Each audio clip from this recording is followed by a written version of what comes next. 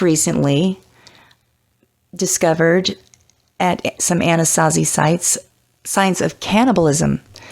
And so, people were thinking that the Anasazi were cannibals, but when more evidence started coming out, well, it's debatable what's happening here, but here's what I think. So in Chaco Canyon, that's where the Anasazi started pretty much, and it's very open, very accessible. It's exposed, and they find evidence of cannibalism there.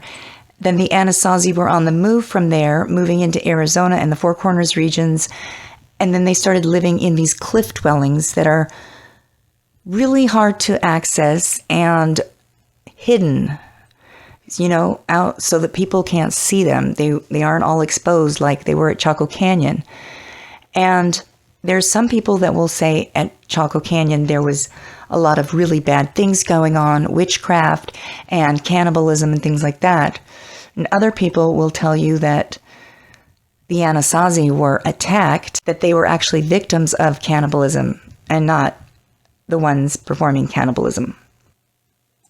So who would be doing that to the Anasazi? Well, there are these other groups that were around at the time of the Anasazi, and there is no mention of any of them being in conflict with the Anasazi. Couldn't find anything like that.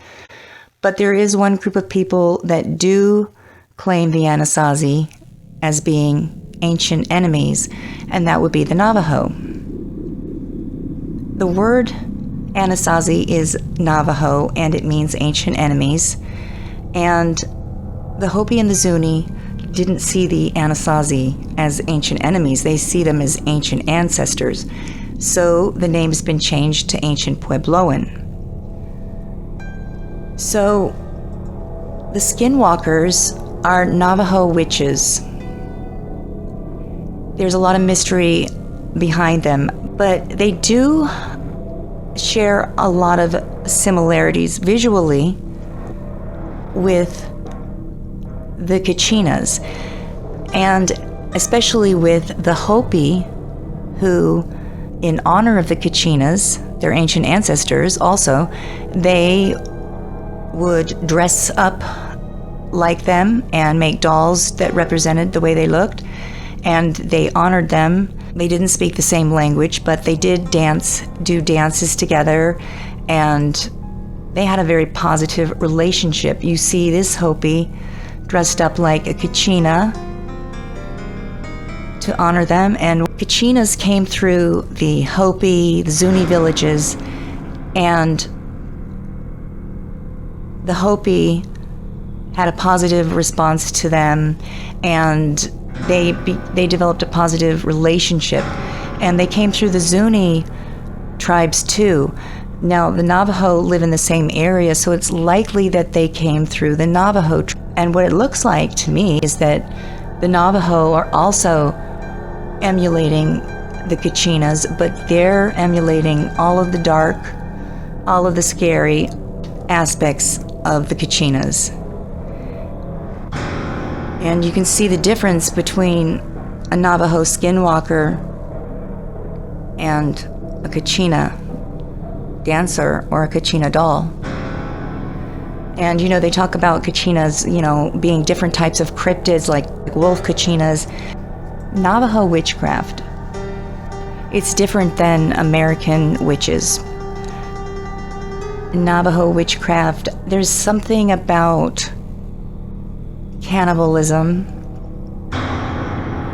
used as a way of totally vanquishing an enemy out of existence.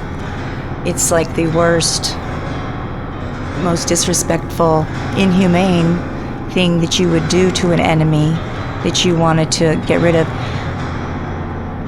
If it was the skinwalkers who were hunting the Anasazi, then they were doing it because they didn't see the Anasazi maybe even as being human. They took it upon themselves because they felt they were evil, that they needed to kill them.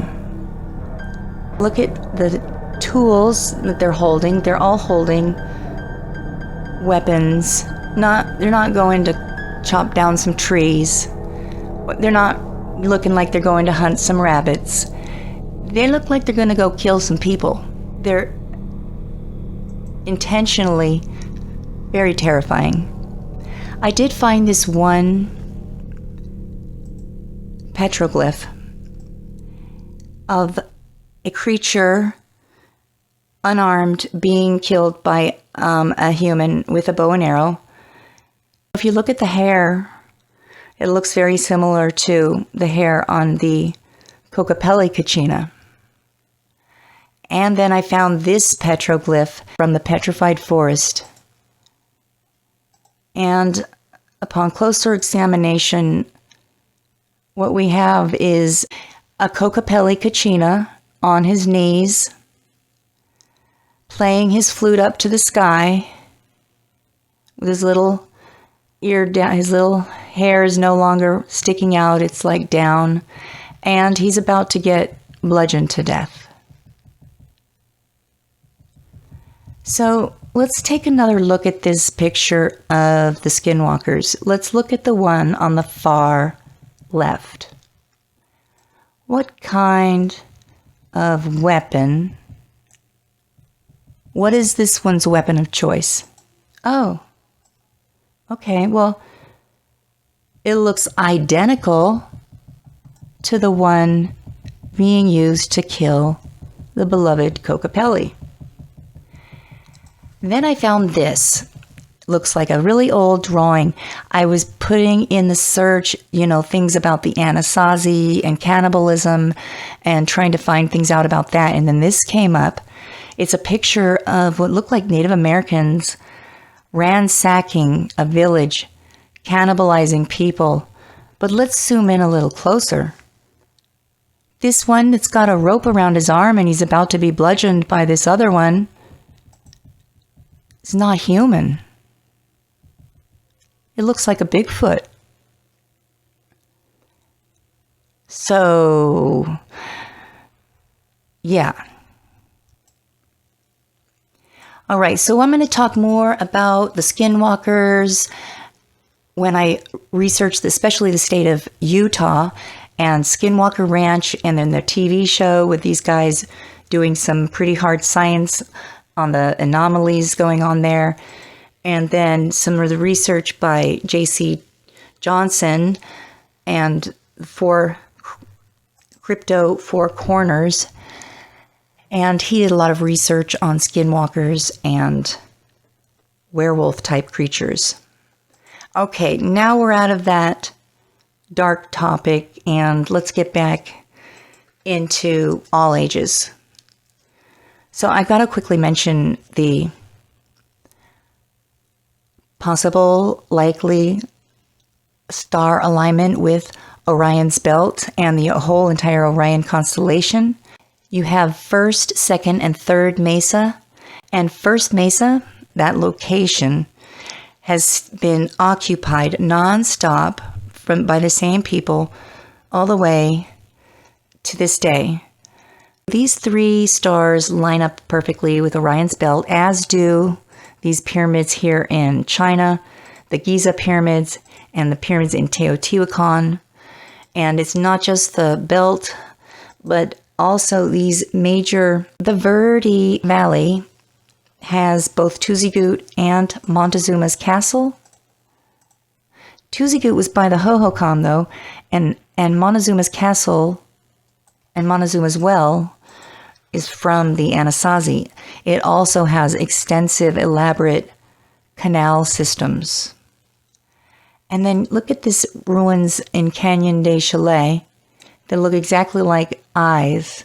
And I even superimposed a face of some Native Americans' eyes over it, just to show you how it looks exactly like someone's eyes. And then the cliff dwellings are all throughout the Canyon de Chalet, and they're just remote, difficult to reach. They're trying to hide from people, and there's several instances where when they were like attacked and cannibalized brutally. And here is some petroglyphs from Canyon de Chelly. And this is at Petatican and Homolovi. Arizona does have its fair share of cryptid sightings, and Coconino County has the most by far and large. So let's look at the Mogollon Rim. The Mogollon Rim has this well-known Mogollon monster, and the man who knows all about that was Mitch Wade, and unfortunately he passed away. But Mitch Wade devoted his life to researching the Mogollon Rim and the Mogollon monster, and he had so much great evidence and research and these pictures that he collected and nests and all kinds of things. He even sent me, when I was first doing my Bigfoot research, a message on YouTube saying that one of my videos, Prince that was dragging something, he said that he had seen something like that in his own research, and he encouraged me to keep going and that it looked really valid to him. And then when he died, I guess his wife took over his YouTube page, or someone else did, and they erased his comment. So anyways, I am still a big fan of his research because he had some really good evidence that he's collected over his years. There's also this photograph from the Forest Service of a group of Bigfoot, I think near Flagstaff, crossing the road. There's lots of evidence of dinosaurs in Arizona. There's prints in Tuba City, and at Supai, there's several petroglyphs of dinosaurs. Then there's this pretty well-known, famous account and story. It was in the newspaper at the time, of this group of men who captured and killed this giant thunderbird somewhere around Tombstone, Arizona. And so all of these pictures are from that incident. Native Americans talk a lot about thunderbirds, and this petroglyph from the petrified forest shows this gigantic bird with a man in his beak. Arizona giants. There's quite a few good cases of giants coming from the area. The Verde Valley. Some giant skeletons were found in a ranch near Prescott. I also found a place called Skull Valley near Prescott. I wonder if it got named after that, if that's the area. He also refused to sell the skeleton. There's a newspaper article about that. And then there's the skeletons found in Sycamore Canyon, which is also in the Verde Valley, right next to Clarkdale. And in Winslow, Arizona, there was a skull of a giant found in one of the cliff dwellings up there, and it was written about in a book called Mysterious Beings, written by John Keel, who is the same man who did all the research of the Mothman. These petroglyphs are from that area, and it looks like there is a giant interacting with a small human. And another huge report of giants being found, skeletons, is the case coming from the Grand Canyon and the cover-up from the Smithsonian. And in the cave, they were found all kinds of artifacts, like from Egypt, and then it was covered up by the Smithsonian. There's lots of reports about that all over the internet. In this article from GreaterAncestors.com, it says Crittenden, Arizona, skeletons between 10 and 14 feet tall, found in Arizona in 1891.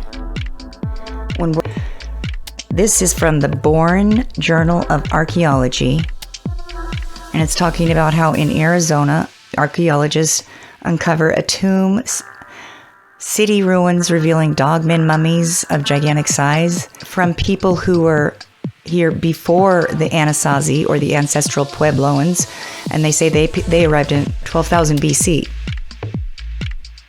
They say that this is either the skeleton of a huge dogman, or that maybe these people took bones of different animals, putting them together to make it look like this dogman. And that the Smithsonian was in charge of everything and they covered it up.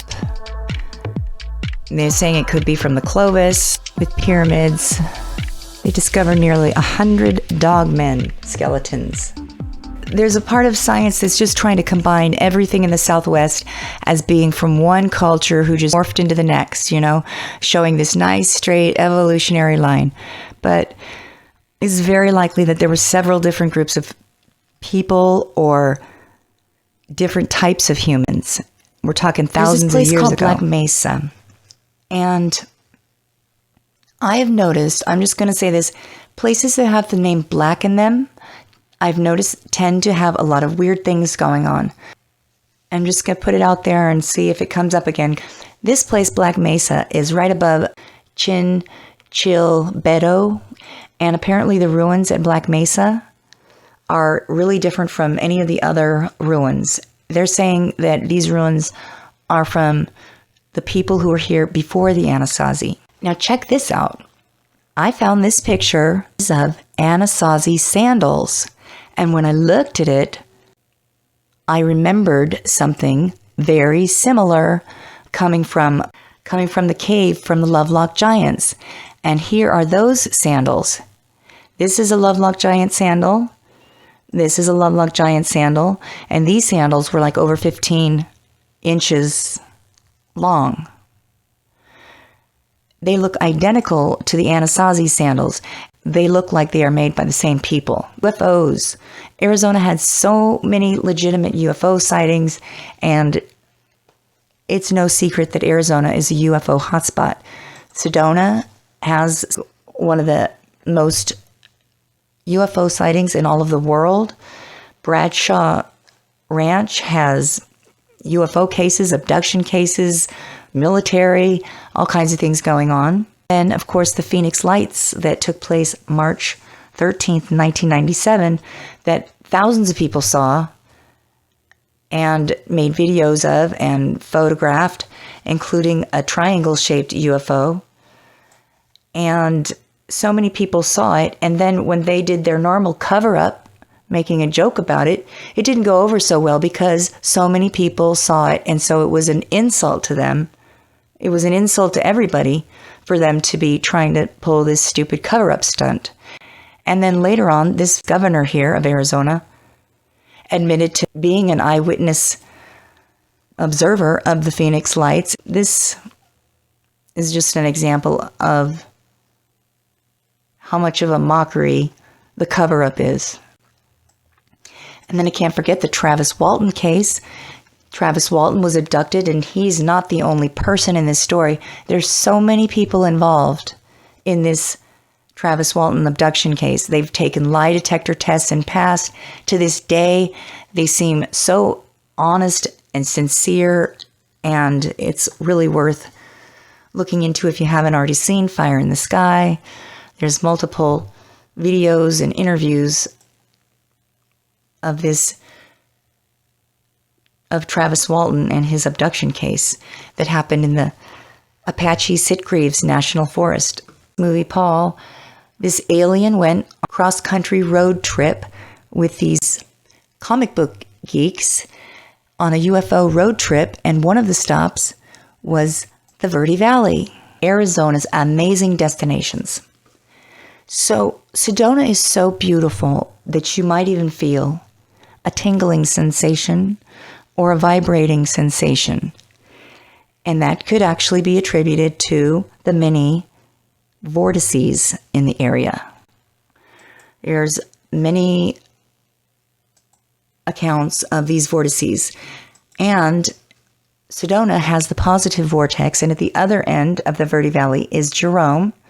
And guess what? It has a negative vortex. This is the view driving into Jerome and the Verde Valley from Prescott. And here's Jerome. It's got a dark energy there, and I don't know if it's true about the vortices, but I can say I've felt it before, and I'm not the only one. One time, I came back to visit the Verde Valley, and I was in Cottonwood, and a policeman that I couldn't park where I was parked and asked, what I was doing, there. And I said I was visiting because I used to live in Jerome. I grew up in Jerome. And he said, completely seriously, he said, "Oh, I'm sorry. I'm sorry to hear that." I wanted to be completely insulted at how rude he was, but the truth is, I know exactly what he meant. I mean, I grew up in a haunted house, traumatized by that. Closer at the Verde Valley, and you'll see it's got a lot of ancient history to it.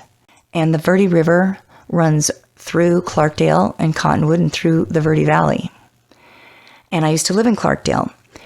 And when I lived there, they were not offering kayak rides through the Verde River, which would be so amazing, and I want to do that someday. And they didn't have the Verde Canyon Railroad that goes through Clarkdale and Sycamore. All of this is in Clarkdale. And they didn't have any of those things when I lived there, but I really want to go do those things. That would be amazing. And another amazing destination is a place called Supai. I feel like it's one of the most beautiful places on the planet, and I really want to go. The petroglyphs at Supai, there's multiple petroglyphs of dinosaurs and what looks to be some kind of monster. Another amazing destination, Petrified Forest. Petrified Forest, this forest that's just so old and it's turned to stone, and the massive trees there are like opalized and beautiful. And the petroglyphs there are really strange. I showed you the bird with the man and these monsters and these sort of sad-looking people, and then the ones where the Kachina is being killed.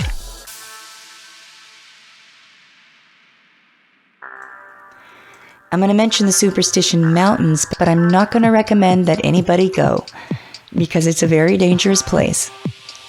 As much as I would love to go and see this amazing ancient stone circle that exists up there, I'm not probably going to be doing any camping in the Superstition Mountains. If you want to know about a real good Bigfoot hotspot there, that would be Tortilla Flat. But again, be careful. Lake Powell, which is just so beautiful. There's a place near there called the Vermilion Hills. These red hills that look like candy melted, and a place called the Wave. And you need a permit to go there. They only offer so many a year, so it's not a place many people are ever going to get to see with their own eyes. What about this place called Elephant Feet? I think it speaks for itself. And then Monument Valley with some of the most stunning landscapes on Earth. This place called Window Rock. And I'm just going to, of course, mention the Grand Canyon because it is so grand. And along the cliffs, you might get lucky enough to see one of the cliff dwellings along the Colorado River. That's going to do it for this episode about Arizona and all of its mystery and history. And I'm going to be talking more about the SkinWalkers, the Anasazi, and the Kachinas when I look into the states, Utah, New Mexico, and Colorado. All right, well, don't forget to subscribe if you haven't already. And don't forget to hit the like if you like this video and want to see more. And until next time, bye.